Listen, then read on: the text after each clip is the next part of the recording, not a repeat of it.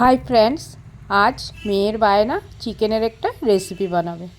সেই চিকেনের রেসিপি কি তাই নাকি চিকেন রোস্ট নাকি চিকেন তন্দুরি আমি নিজেও জানি না। তোমরাই একটু নাম দেবে তার, দেখে কেমন লাগলো অবশ্যই আমার মেয়ের রান্নাটা কমেন্ট করে জানাবে। যদি ভালো করে থাকে লাইক শেয়ার কমেন্ট করতে একদম ভুলবে না। আর যদি না ভালো লাগে তাহলে স্কিপ করে যেতে পারো। চলো এবার আসল কাজে আসি। কি কি নেওয়া হলো দেখো, আদা বাটা, রসুন বাটা, পেঁয়াজ বাটা, নুন, টক দই, 2 পিস লেবু, এই দিয়ে ভালো করে এবার চিকেনগুলিকে মাখিয়ে নেবে।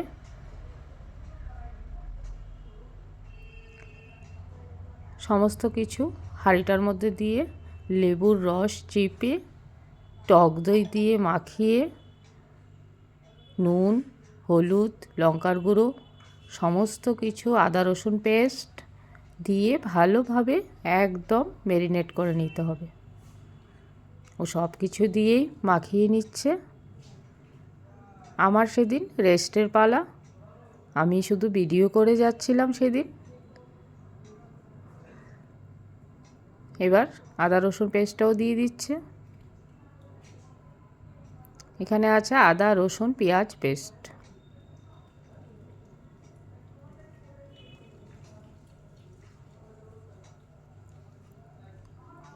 ভালোভাবে মাখিয়ে নিচ্ছে।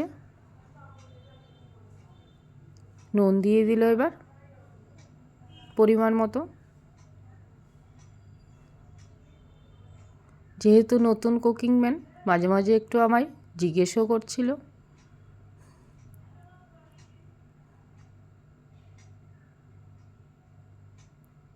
এর মধ্যে একটু হলুদ গুঁড়ো আর লঙ্কার গুঁড়ো দিয়ে দিল। দিয়ে ভালোভাবে একদম সুপারভাবে মাখিয়ে নেবে।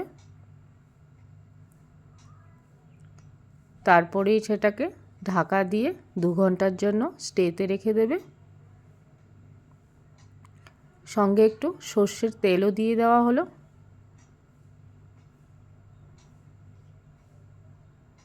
এবার 2 ঘন্টার জন্য রেস্টে থাকবে। তারপরেই চলে আসলো ম্যারিনেশনটা 2 ঘন্টা পর। এবার রান্নার পালা। কতটা স্টেতে রাখলে অনেক সফট এবং মোলায়েম হয়, তোমরা সকলেই জানো, নতুন করে আর বলার কিছু নেই। এবার মাটির উনুন আর মাটির পাত্র দুটোই একদম রান্না করলে জমে যায়। তোমরা যারা এই মাটির উনুনে রান্না করতে পারো না তারা গ্যাস ওভেনই করবে। আর সবার বাড়িতে তো এইটা থাকে না, যারা আছে তারা এইটাতে করে দেখো, টেস্ট দ্বিগুণ বেড়ে যায়। এবার চিকেনগুলিকে ভালোভাবে ফ্রাই করে নেবে।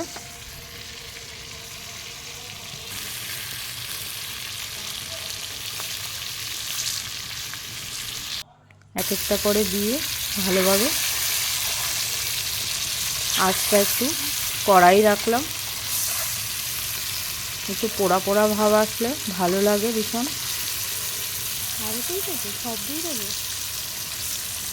প্রচণ্ড তাপ লাগে রান্না করতে গেলে, ব্যালেন্স পাওয়ার একটু কষ্টই হয়। ও যেহেতু নতুন ছিল ওর খুবই কষ্ট হচ্ছিল। আমি সঙ্গে একটু মাঝে মাঝে একটু হেল্পে ছিলাম।